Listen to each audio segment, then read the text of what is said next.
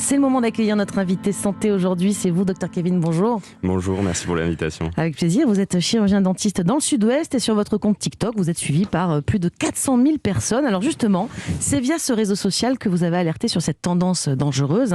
De plus en plus de jeunes influenceurs, c'est riche comme modèle avec leurs dents de requin, puis leurs dents soi-disant parfaites avec des facettes. Enfin, expliquez-nous concrètement quel est ce phénomène. Alors en effet, c'est vrai que je suis très présent sur les réseaux sociaux, à savoir TikTok et Instagram.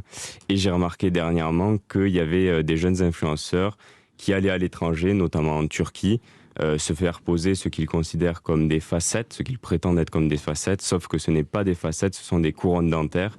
Et c'est bien là le problème. Alors vous allez me dire pourquoi, quelle est la différence ? Oui, c'est quoi la différence déjà entre une facette et une couronne ? Alors en fait, une facette dentaire, on va limer la partie vestibulaire, la partie antérieure, la partie visible de la dent simplement, pour y apposer une petite pellicule qu'on appelle une facette sur cette partie. Et pour rendre plus esthétique le sourire, un meilleur alignement, c'est concrètement simplement esthétique. Pour ce qui est des couronnes dentaires, là c'est totalement différent. On va limer toute la circonférence de la dent, donc toute la dent, en dents de requin, justement, comme vous parlez. C'est effrayant, je vous invite à aller voir les vidéos. C'est des dents pointues, c'est ça ? Ouais, c'est ça. C'est en moche. fait, on est obligé de limer toutes les dents pour faire une couronne dentaire. Alors attention, ça dépend des cas. C'est quelque chose qui protège. Outre l'aspect esthétique, la première fonction d'une couronne dentaire, c'est la protection. Dans 99% du temps, c'est sur des dents qui sont mal en point de base, souvent dévitalisées, que j'ai dévitalisées. Alors, pourquoi ? Pour une grosse carie, par exemple, on dévitalise et on met une couronne dentaire pour protéger. Alors, ce sont surtout des influenceurs américains qui font ces vidéos, mais est-ce que cette tendance, donc très risquée, on va continuer de la détailler, mais est-ce que ça a déjà débarqué en France ? Alors oui, ça a débarqué. C'est vrai que beaucoup de jeunes nous demandent de faire des facettes dentaires. Ils se trouvent un peu bloqués parce que le prix est très élevé en France. Et c'est là où ils vont à l'étranger. Et ce problème, c'est qu'à l'étranger, et surtout notamment en Turquie, ils font ces couronnes dentaires et ils taillent des dents saines, parce que là on taille des dents saines et pas des dents dévitalisées ou mal en point de base. Et c'est là que c'est très dangereux, parce que plus on taille la dent, plus on se rapproche du nerf de la dent. Et puis la dent, ça ne repose pas, on est d'accord, on n'a pas trouvé la solution encore. Exactement. Mais dites-moi, vous avez vraiment des demandes dans votre cabinet, des jeunes influencés justement par les réseaux sociaux dont on parle, qui veulent absolument ces facettes ou pas ? Oui, alors le problème, c'est que on vit dans un monde où le fake, il est plus beau que le naturel, où tout le monde veut des dents super alignées, plus blanc que blanc. Et c'est ça le vrai problème, quoi. Mais excusez-moi, je visualise une dent de requin, mais c'est moche, non ? Oui, mais c'est pour être remplacé, c'est provisoire, voilà. Mais ils s'affichent quand même avec leurs dents de requin à un moment donné sur les réseaux sociaux. D'accord, je viens de comprendre, c'est provisoire, mais c'est provisoire, c'est avant pour d'installer la pouvoir insérer couronne. la couronne, quoi. D'accord. Et on est d'accord, justement, ce ne sont pas des facettes qui se font poser. Ils croient à tort que ce sont des facettes, ce sont des couronnes, ça vous nous l'avez bien expliqué. C'est une grande différence quand même. Mais une du facette, coup, c'est juste la pellicule, quoi. C'est ça, et ils ne savent même pas qu'ils ont des couronnes, en fait, qui sont censées être des choses pour des malades, des dents malades, en fait, c'est ça. C'est ça. Et le gros risque, en fait... J'allais vous dire, à long terme, c'est quoi le problème ? Le gros risque, c'est que très certainement, on devra dévitaliser beaucoup de dents à l'avenir, parce que ça sensibilise quand même beaucoup la dent. On est très proche, du coup, du nerf, de la dentine. On est sur la dentine, donc voilà. La dentine, c'est une des couches de la dent, c'est ça. C'est ça, la dent se compose de plusieurs couches, l'émail, la dentine, et après on se rapproche du nerf de la dent, la pulpe. Et donc, si on s'en rapproche, il se passe quoi ? On perd ses dents ? On fait quoi à long terme ? D'abord, on dévitalise la dent si c'est trop sensible. Et après, après c'est un autre problème. On a vu un cas que j'ai déjà vu malheureusement où il faut extraire toutes les dents. Dans votre cabinet, c'est déjà arrivé ? Alors, c'est déjà arrivé une fois. C'est très rare. Après, c'est quelqu'un aussi qui considérait que avoir des couronnes dentaires dispensait du brossage de dents. Oui, ça va très loin. Donc forcément, le problème, c'est que il faut encore plus bien avoir une bonne hygiène dentaire quand on a des prothèses. Pourquoi ? Parce que si on a des bactéries, des restes alimentaires qui s'infiltrent sous ces couronnes, ça attaque directement les racines, etc. Bon, docteur Kevin, on va se retrouver dans un court instant. On n'en a pas fini avec vous, car justement, on va parler facettes, mais vraies facettes. Quelles sont les bonnes indications pour s'en faire poser ? Comment cette procédure se déroule ? Le résultat est-il naturel et surtout durable dans le temps ? On va tout vous expliquer. On prend soin de nos dents, on peaufine notre sourire. Plus blanc que blanc, on va voir. En tout cas, tout ça, c'est sur Europe 1. 11h30 sur Europe 1. Bien fait pour vous. Julia Vignali et Mélanie Gomez. Vous êtes sur Europe 1 et c'est bien fait pour vous, en direct jusqu'à 12h30. C'est votre émission Bien-être tous les matins. Alors là, tout de suite, nous sommes en plein dans notre dossier santé du jour consacré à nos dents, essentiellement d'un point de vue esthétique. Aujourd'hui, on vous dit tout sur les facettes dentaires. On fait le point avec le docteur Kevin, chirurgien dentiste dans le Sud-Ouest. Sur votre compte TikTok, vous êtes suivi par plus de 400 000 personnes. Alors justement, on a remis les choses au clair concernant les soi-disant facettes de TikTok. Ces influenceurs donc, qui mettent des vidéos de leurs dents de requin, leurs dents toutes limées pour installer ce qui ne sont pas des facettes mais des couronnes, ça on l'a expliqué tout à l'heure. Expliquez-nous justement, alors comment ça se fait en France, parce qu'on est d'accord, aucun dentiste ne pourrait faire ça en France, de toute façon, ce qu'on a vu dans ces vidéos, c'est souvent dans des cliniques en Turquie ou des choses comme ça. Alors on n'a pas du tout la même éthique en France. Pour nous, on considère ça comme un peu de la mutilation, ceux qui font quand même. Limer des dents saines, il n'y a aucune raison. Ça n'a vraiment aucun intérêt et vraiment c'est pas du tout adapté à ce cas-là. En fait. Et donc des facettes dentaires, c'est quoi pour le coup de bonnes facettes dentaires qu'on poserait en France? De bonnes facettes dentaires, il faut étudier déjà le cas par cas. D'abord, on va avoir un rendez-vous de consultation où on va prendre des photographies, étudier la demande du patient. Souvent, la demande du patient, elle est totalement esthétique. C'est comme un faux ongle pour les dents, c'est ça? C'est un faux ongle pour les dents, exactement. Mais c'est juste collé? C'est quoi? Alors, c'est collé, il y a un protocole de collage assez strict, et voilà. N'essayez pas de vous poser des faux ongles sur les dents, Julien. Mais c'est quoi? C'est de la colle? Ça nécessite quand même l'image des dents, enfin, juste la partie vestibulaire antérieure des dents. Mais c'est de la bonne colle, je veux dire, ça tient.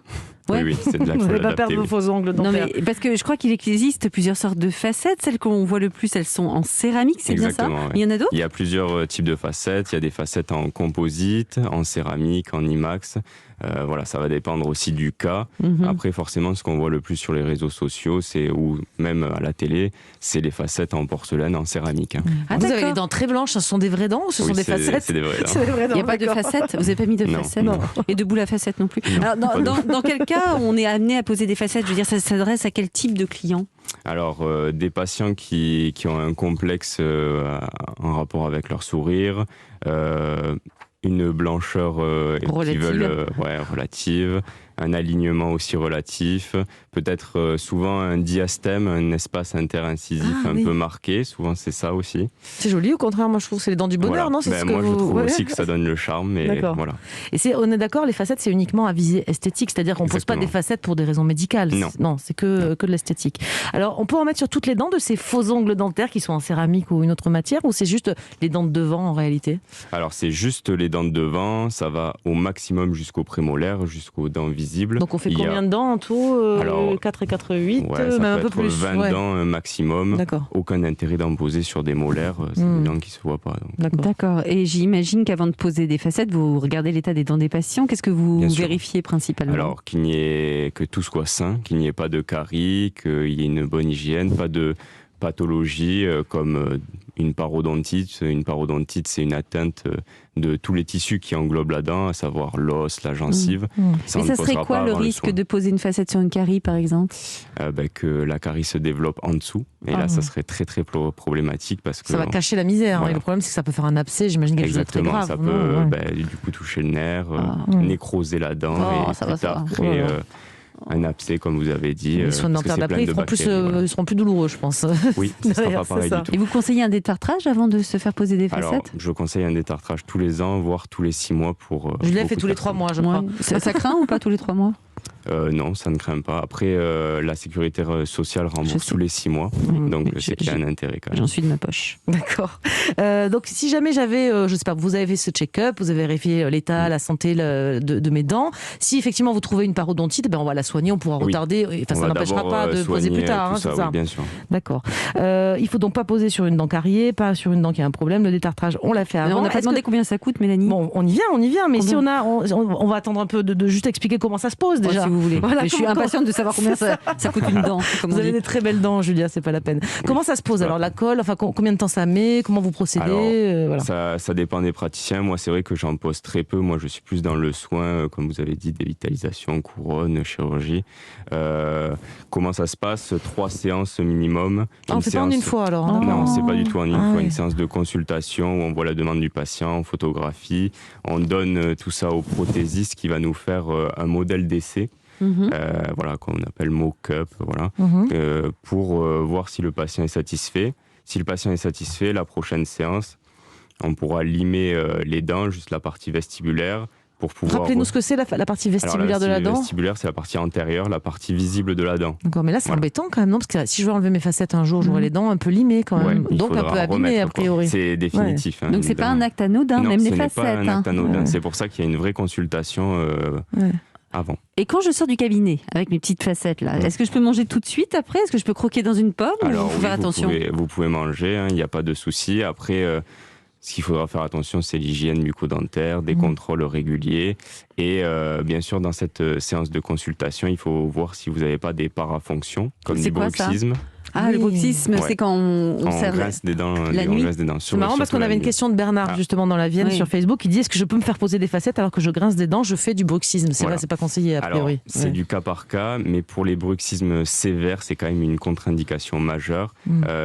Pour les bruxomanes, on pourra toujours faire tenter en mettant une gouttière de protection la nuit avant de faire les facettes, le temps qu'ils s'y habituent.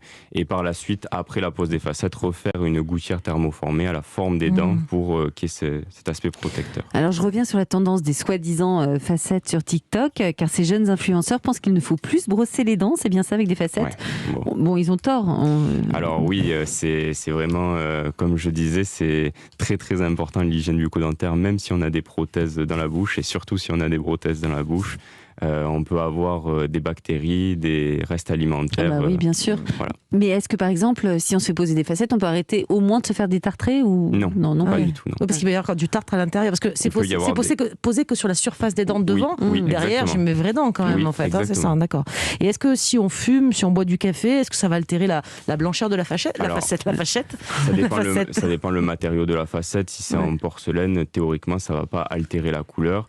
Après, encore une fois... Il vaut mieux arrêter de fumer quand même, c'est mieux. De toute façon, vous les dentistes, vous aimez pas trop le café, la théine, tout ça, vous aimez pas. Ça colore, et après le tabac, de toute façon, ça fait des gros dégâts, même en dehors de la santé en général, sur les dents. Mais dites-moi, ces facettes, ça dure pas à vie? Est-ce que ça peut se décoller? Si oui, qu'est-ce que vous faites? Ça ne dure pas à vie. On considère, alors ça dépend encore une fois du matériau, mais des facettes bien posées en porcelaine, ça peut mettre 10 à 20 ans. Ça dépend aussi de la technique de collage, ça dépend aussi de sur quoi on pose la facette, si c'est plus sur l'émail ou sur la dentine. Donc ça va dépendre du cas par cas aussi, mais ça va conditionner la durabilité de ces prothèses. Bon, justement, la Julia, elle ne tient plus, elle veut savoir combien ça coûte. En moyenne, parce que bien sûr, j'imagine que Paris ou la province, c'est pas forcément le même prix. Pour tous les soins esthétiques, c'est en hors nomenclature, donc ça dépend des dentistes. Tous les soins à visée vitale, tout ça, c'est remboursé. Enfin, il y a toujours une prise en charge, tandis que là, c'est en dehors de la sécurité sociale. Il n'y a pas du tout de prise en charge. Donc ça dépend des dentistes. Après, on a un prix moyen quand même de 500 à 550 € par dent. Ouh là là. Le sourire, ça fait combien le sourire? Ça dépend combien c'est nécessaire. Vous avez un grand sourire, il faut faire pas mal de dents, je pense. Si c'est 20 dents, vous pouvez multiplier. Ça fait 10 000 € le sourire? C'est ça. C'est quand même très, c'est très quand cher. même quelque chose. C'est pour ça d'ailleurs qu'il y a ces jeunes influenceurs qui partent à l'étranger. Sauf qu'à l'étranger, le service après-vente, c'est quand même moi. Donc, c'est ça, exactement. Et on est d'accord, il faut les brosser aussi 2 fois par jour. Enfin, aujourd'hui, c'est les recommandations. Avant, on disait 3 fois, maintenant, on dit 2 fois. Les recommandations, c'est 2 fois par jour. Un dentifrice classique, une brosse à dents classique Alors, un dentifrice qui contient du fluor, environ 1450 ppm de fluor, c'est indiqué sur le dentifrice. C'est la moyenne. C'est très important le fluor parce que c'est un protecteur de caries. Matin et soir, en ne surtout pas oubliant les espaces interdentaires, brossettes, fils dentaires, jets dentaires. Parfait. Voilà, au moins une fois par jour. Merci beaucoup, Dr Kevin, pour cette mise au point qui s'imposait avec toutes ces bêtises qui circulent sur les réseaux sociaux. Je crois qu'on a bien mis en garde les plus jeunes surtout et donné les bonnes infos médicales et sérieuses pour ceux qui seraient tentés, comme Julia peut-être, par les facettes. Moi, tout me tente. J'ai pris l'accent. Merci, docteur.